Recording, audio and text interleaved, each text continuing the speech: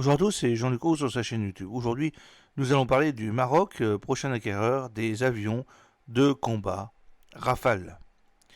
Le Maroc pourrait-il être le prochain acquéreur des avions de combat Rafale? C'est la question que se pose alors Éric Trappier, président directeur général de Dassault Aviation, et qui a été récemment révélé au micro d'Europe 1 qu'un nouveau contrat pourrait être signé d'ici la fin de l'année avec un nouveau pays. Cette annonce fait suite à la vente de 12 Rafales à la Serbie, conclue lors de la visite d'Emmanuel Macron à ce pays. Bon, en réalité, c'était déjà prévu de longue date. Et en fait, Emmanuel Macron a utilisé cela pour montrer que il faisait quelque chose. Le Maroc pourrait être le prochain acheteur d'avions de combat Rafale, une perspective renforcée par les récentes déclarations d'Éric Trappier, qui est président directeur général de Dassault Aviation. Et au micro d'Europe 1, il a annoncé qu'un nouveau contrat pourrait être signé d'ici la fin de l'année avec un nouveau pays.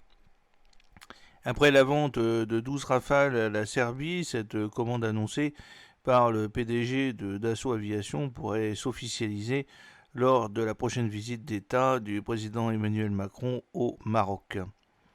Alors, des Rafales F4 pour remplacer des Mirage F1.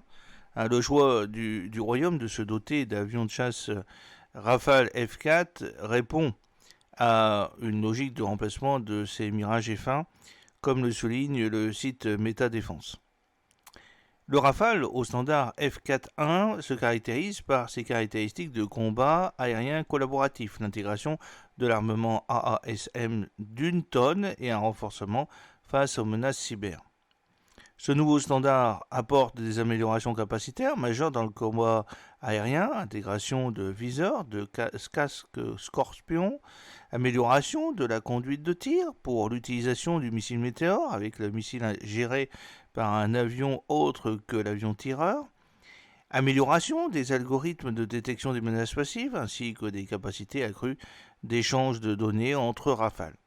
Le standard F4.1 comprend également l'intégration de l'armement AASM de 1 tonne guidé par GPS laser, une plus grande protection contre les cybermenaces, de nouvelles fonctions pour les capteurs Talios, OSF et RBE2, ainsi que les premiers développements en matière de connectivité. À ce jour, seuls les Émirats arabes unis ont commandé des Rafales au standard F4. Alors, Rafale ou F-15, là est la question. Pour renforcer la flotte d'avions de combat marocaine, deux options principales se présentent pour le roi du Maroc. Acquérir le Rafale F4 de Dassault Aviation ou opter pour le F-15EX américain. À cet égard, le professeur d'études stratégiques au Collège de défense nationale des Émirats arabes unis, Mohamed Badine El Yatoui, intègre que les différentes discussions autour de l'achat du Rafale ou du F-15 sont en cours depuis un certain temps, et la décision d'Emmanuel Macron fin juillet de reconnaître la souveraineté du Maroc sur les provinces du Sud jouera certainement dans la balance. Et de poursuivre, ce qui est certain, c'est que nous sommes face à deux avions qui sont très différents, puisque le Rafale est non plus le plus rapide, mais le plus polyvalent si on le compare au F-15, et que tout dépend de ce que l'on souhaite faire. Les professeurs d'études stratégiques rappellent également que le Maroc a toujours disposé d'avions français et américains au sein de son armée de l'air, et que le Rafale constitue donc la bonne option pour remplacer le Mirage F1.